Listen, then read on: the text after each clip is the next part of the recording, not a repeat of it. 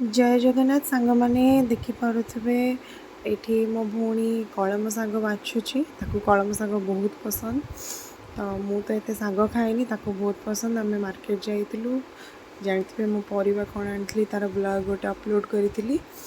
तो से कलम शाग भी आसी तो शाग देखिपे भजा एपटे सालाड आ सोनार चिकेन। तो देखिपे के सुंदर भाव कलम शाग भजा मोर तो सालाड आउपटे देखो पूरा भात होके रही। तो आम ओडिया पखाल भारी बढ़िया। एबे जो गरम हो मार्केट रू आंब भी आनी भौणी एवं आंब काटब एपटे सालाड कटाई थुआई दही भी मिसी खाली लुण पड़नी। तो ये चिकेन भी तार फुटुची चिकेन हो आसला चिकेन तो मु खाइबिनी सोना खाइब चिकेन।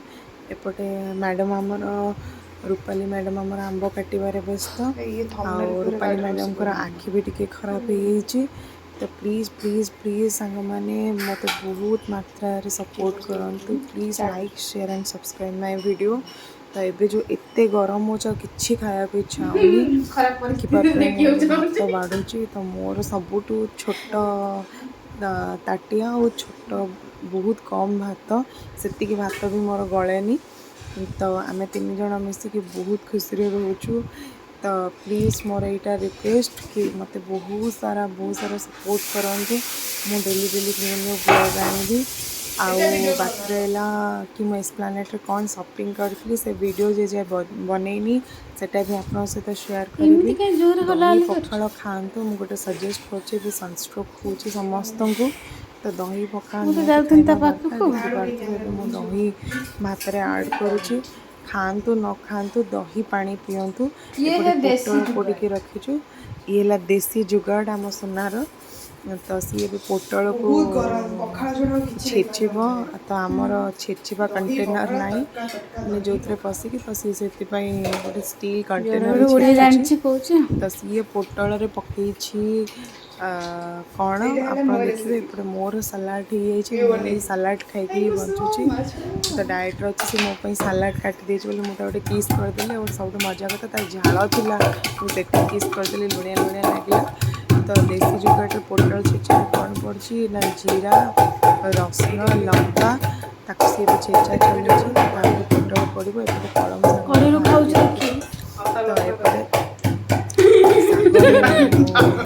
टेस्ट करुँच खाएनी। एपटे आम पोटल छेचा चलती मैडम पोटल चलती देखिपे।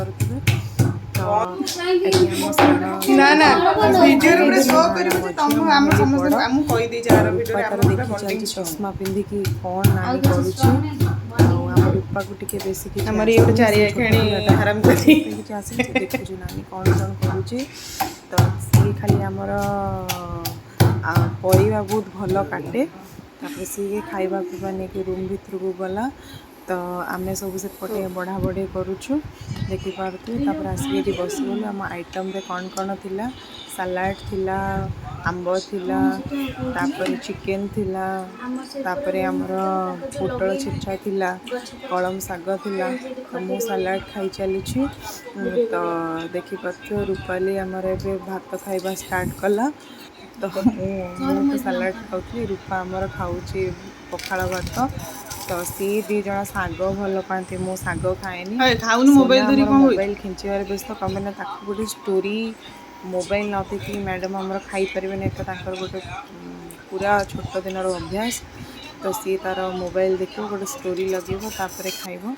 तो ये तार चिकेन सी है चिकेन लवर दीज मुझे भात खाऊँ देखिपे मोर के भात बहुत कम जाऊनी भात मु पीबी बोली भात सालाड खाऊँ। तो देखो मुझे गोटे छोट टिप्स दूसरी खातु हेल्दी स्टे फिट बहुत खरा हो मत बहुत मात्रा प्लीज प्लीज सपोर्ट करूँ। तो आम आम लाइफ स्टाइल एमती बंचुचु आप लाइफ स्टाइल केमती बंचुंट डेफिनेटली कमेंट मध्यम जन पखाल सहित कौन कौन आइटम खाऊँ न्यू न्यू आइटम्स प्लीज मत कमेंट मध्यम जानते ताकि मुझे आइटम्स बना ब्लॉग आनी पारि। Thank you.